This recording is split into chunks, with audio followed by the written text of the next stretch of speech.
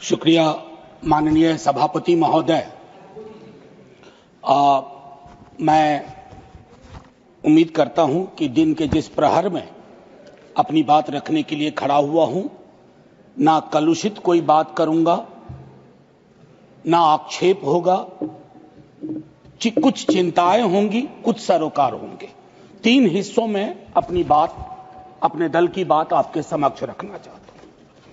Sir, Pulwama हुआ, उसका दर्द, उसका सबक कितना सीखा नहीं सीखा, ये पहलगाम ने बता दिया। सर, ये पहलगाम जो हुआ वो इस देश की सामूहिक पीड़ा थी, सामूहिक पीड़ा। वो 26 परिवार देश की पीड़ा के प्रतीक बन गए। उनकी पीड़ा उनकी व्यक्तिगत पीड़ा नहीं रही, हम सब की पीड़ा रही, आपकी रही, मेरे रही, हमारे बगल में बैठे हुए नए सदस्य कमल हसन साहब की रही।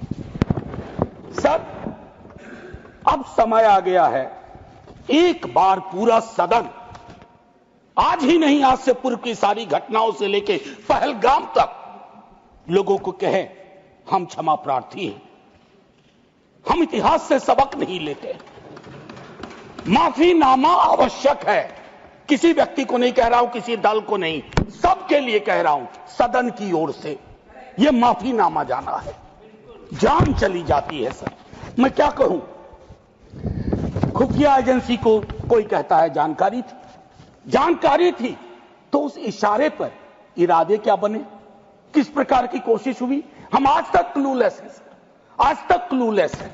और एक और मैं चीज कह करके आगे बढ़ूंगा, राष्ट्रीय सुरक्षा महज नारा नहीं, एक नैतिक कर्तव्य और एक जिम्मेवारी है, सिर्फ स्लोगनियरिंग नहीं है। हमने राष्ट्रीय सुरक्षा, राष्ट्रीय मुद्दे को स्लोगनियरिंग का विषय बना दिया। एक और डिस्क्लेमर दे करके मैं अपनी बात, सर, ये पहलगाम के बाद जब चूंकि सदन नहीं बैठ रहा था, तो मैंने लगातार लेख भी लिखे। एक लेख लिखा था, सर, यूनिटी इन ग्रीफ। इस देश की एक खूबसूरती है सर, कोई आपदा आती है, कोई सामूहिक इस प्रकार की चीज होती है, यह देश एक जैसा सोचने लगता है। सर, एक जैसा सोचने लगता है। कोविड ने एक किया था, इस तरह के हादसे भी एक कर देते हैं हम लोगों को। लेकिन सर, ये जो national unity in the times of grief है, it should become a kind of shield to protect the government from valid criticism.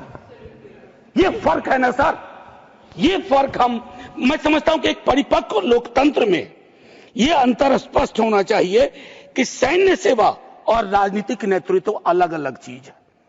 Conflict करते हैं पाकिस्तान के लोग। कल ही मिलिंद भाई बता रहे थे, यह हालांकि बहुत पिटा हुआ डायलॉग है कि all Nations have an army, Pakistani army has a nation. हमारी आर्मी की खूबसूरती रही, जैसा मानस ने कहा अभी, they don't wear any religion, any ideology on their sleeves, in their hearts, everywhere it is the tricolour. हमारा अप्रोच भी वही होना चाहिए। मैं क्यों कह रहा हूं सर ये बात, और क्यों कहने के लिए मजबूर हुआ हूं? सर, जब पहलगाम में हुआ वो आतंकी हमला, उस हमले के बाद एक ट्विटर हैंडल लिखता है, उन्होंने धर्म पूछा, जाति नहीं। सर, लोग तो गवाए, हमने अपने लोग गवाए, 26 परिवार के चिराग बुझ गए, लेकिन भारत माता भी छलनी हो गई उस ट्वीट के बाद। मकसद में कामयाब हो गए थे वो लगभग, क्योंकि उस बुलेट में बारूद के साथ नफरत की बारूद भी थी। लेकिन भला हो इस मिट्टी का, इस हिंदुस्तान की मिट्टी का, उसने बारूद के साथ आए नफरत के उस संदेश को नकार के रख दिया।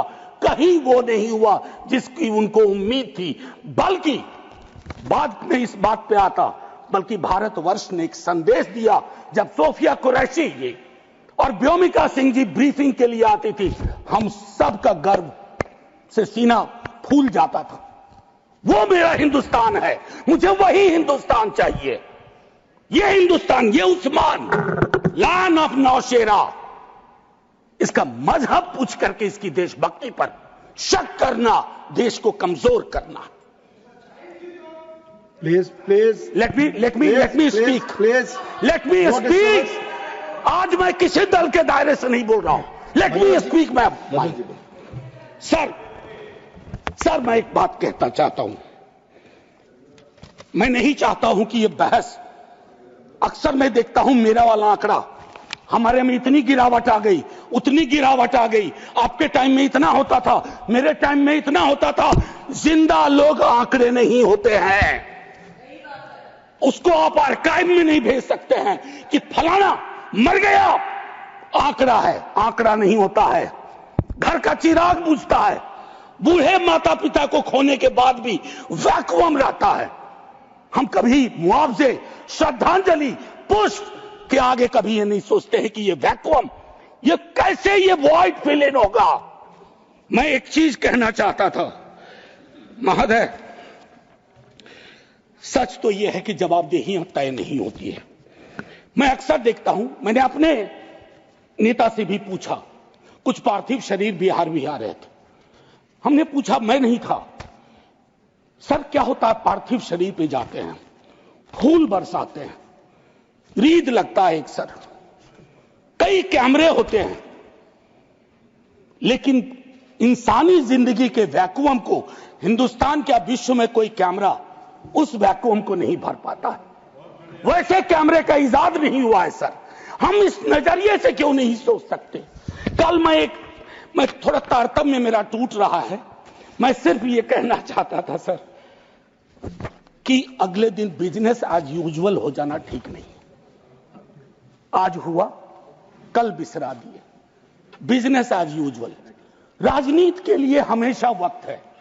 अरे हम आप आतंक पे, सेना के शौर्य पे राजनीति करके क्या करेंगे। हमारे पास राजनीति के लिए लोकोन्मुख मुद्दे हैं, उस पर बात होगी। कभी आप चुने जाओगे, कभी आप नहीं चुने जाओगे, कभी ये चुने जाएंगे, कभी नहीं चुने जाएंगे। लेकिन सेना का मान और शौर्य एक ऐसी चीज है। सर कल माननीय प्रधानमंत्री जी ने लोकसभा में, मैं सुन रहा था, उन्होंने एक बात कही, मैं भारत का पक्ष रखने आया हूं। ये संसद तो भारत की है, पक्ष और विपक्ष दोनों भारत के हैं। भारत का पक्ष तो इंटरनेशनल फोरम पर रखा, गुडविल मिशन में तमाम सदस्य गए, भारत का पक्ष रखा। आपको सरकार का पक्ष रखना चाहिए था। आपके समक्ष प्रश्न था, जो सरकार से प्रश्न थे, भारत माता से नहीं थे, भारत वर्ष से नहीं था, भारतीय सेना से नहीं थी। ये एक जो चीज होती है। और सर मैंने लिखा, कई बार लिखा, इस सदन में भी कहा है, फिर दोहरा रहा हूं, government is not the nation.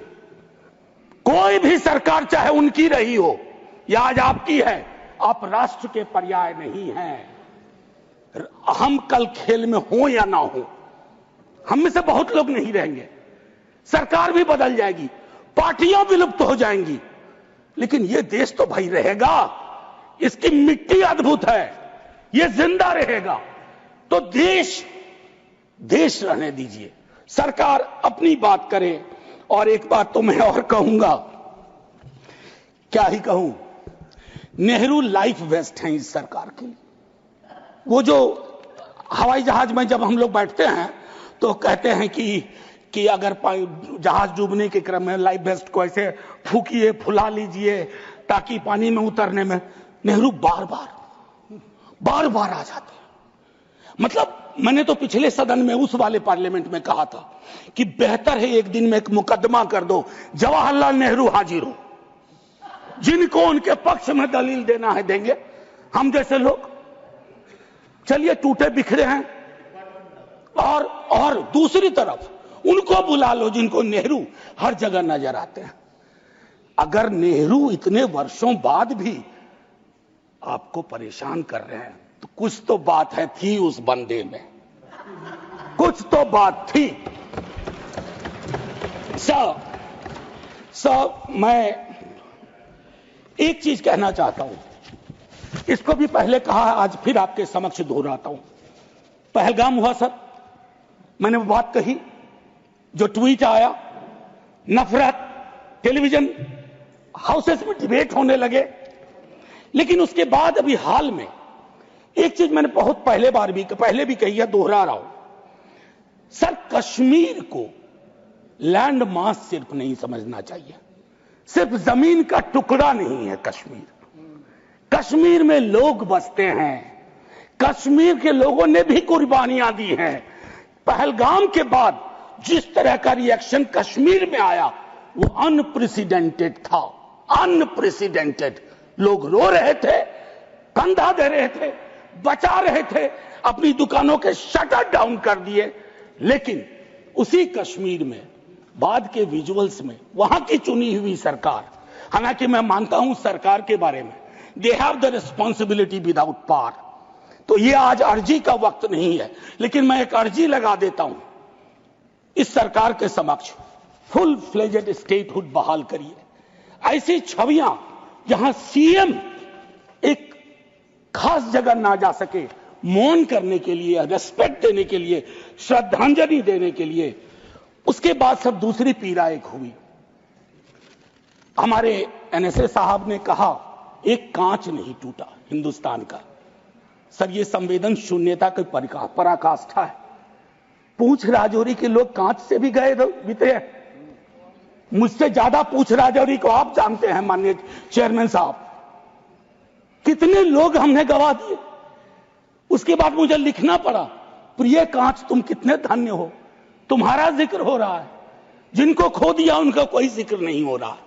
Sir ये आपके माध्यम से मैं रख रहा हूं, मुझे जवाब नहीं चाहिए। फॉरेन पॉलिसी को लेकर के विदेश मंत्री जी नहीं है, मैं एज ए कैरियर ब्यूरोक्रेट उनका बड़ा फैन था। मैं राजनीति में नहीं था, फॉलो करता था उनको, लेकिन मैं देख रहा हूं और मैं उनको सिर्फ दोष नहीं दूंगा, क्योंकि ये जो कैबिनेट है जिसमें आत्ममुग्धता का भी पुट है, उसमें कलेक्टिव रिस्पॉन्सिबिलिटी का नोशन गायब सा हुआ है। मैं सिर्फ ये कहूंगा, अभी हाल में बॉन्डुंग कॉन्फ्रेंस की एनिवर्सरी थी 18 से 24 अप्रैल, पहली बार इस देश में उस एनिवर्सरी को याद नहीं किया गया। वो एनिवर्सरी क्या थी सर? एफ्रो एशियन कंट्रीज 55 में जुटे थे, उससे नॉन अलाइन ग्रुप का जन्म हुआ था, बिसरा दिया सब। भाई हम इमीडिएट में देखते हैं अपनी विदेश नीति को। सर हम तो बहुत गरीब गुरबा देश थे, लेकिन धौंस से बोलते थे बड़े बड़े मुल्कों को माइंड योर बिजनेस। कहां आ गए सर हम कि गाजा के रेजोल्यूशन पे हम एब्सटेन कर जाते हैं दुनिया के गिने चुने देशों में। मानवता का सवाल है, भारत ने मानवता के सवाल से कभी मुंह नहीं मोड़ा है। कौन से भारत का निर्माण हो रहा है ये मैं, और एक और चीज कहूं, हम लोग बचपन में एक डायमंड पॉकेट बुक्स में चाचा चौधरी पढ़ते थे। हाँ, ये अमेरिकन जो प्रेसिडेंट हैं उनमें मुझको चाचा चौधरी के सारे नेगेटिव गुण दिखते हैं। उनको एक चौधराहट सवार हो गई है। अब खरगे साहब कल कह रहे थे मेरा स्पीच खत्म होते होते 30वीं बार बोल देगा, अखबार में छपने से पहले 30वीं बार बोल गया वो व्यक्ति, और अभी कोई गारंटी नहीं है, मैं बैठूंगा बाहर जाऊंगा सुना कि 32 बार बोल चुके हैं अब तक। सर मैं इसलिए कह रहा हूं इसका प्रतिकार सूत्रों के हवाले से ना हो कि सूत्र कह रहे हैं कि उन्होंने दखल नहीं दिया। सूत्र नहीं, ये सूत्र आजकल बहुत उत्पाती हो गए, खबरें सीधे नहीं आती हैं, सूत्रों के माध्यम से आती हैं। तो मैं आग्रह करूंगा, प्रतिकार के लिए मैंने एक प्रपोजल रखा हुआ है, I will come to that. लेकिन मैं एक चीज और कह करके, डिप्लोमेसी ट्रायल बैलून भी ना हो सर अभी तो। और एक और चीज सर, डिप्लोमेसी के संदर्भ में सर, इतनी मित्र विहीनता इस देश की कभी नहीं रही। आपने गुडविल मिशन पूरी दुनिया में भेजा, बहुत अच्छा निर्णय था। इस रेजिम में पहली बार इस तरह का मिशन हुआ था। ऐसे मिशन लगातार भेजिए, कॉन्फ्लिक्ट टाइम और नो कॉन्फ्लिक्ट टाइम, लेकिन ऐसे गुडविल मिशन अपने देश में भी भेजिए जहां एक कर्नल को सिर्फ उसके नाम सरनेम की वजह से एक मंत्री अपशब्द अशोभनीय टिप्पणियां करता है, तो गुडविल मिशन तो इस देश को चाहिए। हमारा गुडविल इस देश में हमने खत्म कर दिया है। और मैं एक चीज कहना चाहूंगा कि एक शेर है बड़ा मशहूर, वतन की पासवानी जानो ईमान से भी अफजल है, वतन की पासवानी जानो ईमान से भी अफजल है। मैं अपने मुल्क की खातिर कफन भी साथ रखता हूं। ये किनके लिए है? जिनको संदेह की दृष्टि से देखा जाता है कि भारत भारत के लिए प्रेम है कि नहीं है, वगैरह वगैरह। माननीय सभापति महोदय, मैं सिर्फ एक आग्रह करूंगा, चूंकि कल की प्रोसीडिंग मैंने लोकसभा की भी देखी, मुझे दुख हुआ कि इस पीड़ा ऑपरेशन सिंदूर, जिसमें सेना के शौर्य को पूरा सदन सलाम कर चुका है, लेकिन जो विसंगतियां सेना ने इंगित की समय समय पर, जिसमें पॉलिटिकल डिसीजन का बहुत बड़ा कंट्रीब्यूशन था, उसको रेटोरिकल अंदाज से, रेटोरिक से कवर नहीं किया जा सकता है। Come clean, come straight, we are with you honourable prime minister, so I propose from this house a resolution, finally a resolution. This house unilaterally condemns the repeated statement of American President Donald Trump and find him the epithet of the greatest liar of the century. Jai Hind sir. अगर आप ये video YouTube पर देख रहे हैं तो हमारे channel को सब्सक्राइब कर बेल आइकन दबाएं और Facebook पर देख रहे हैं तो हमारे पेज को लाइक करें।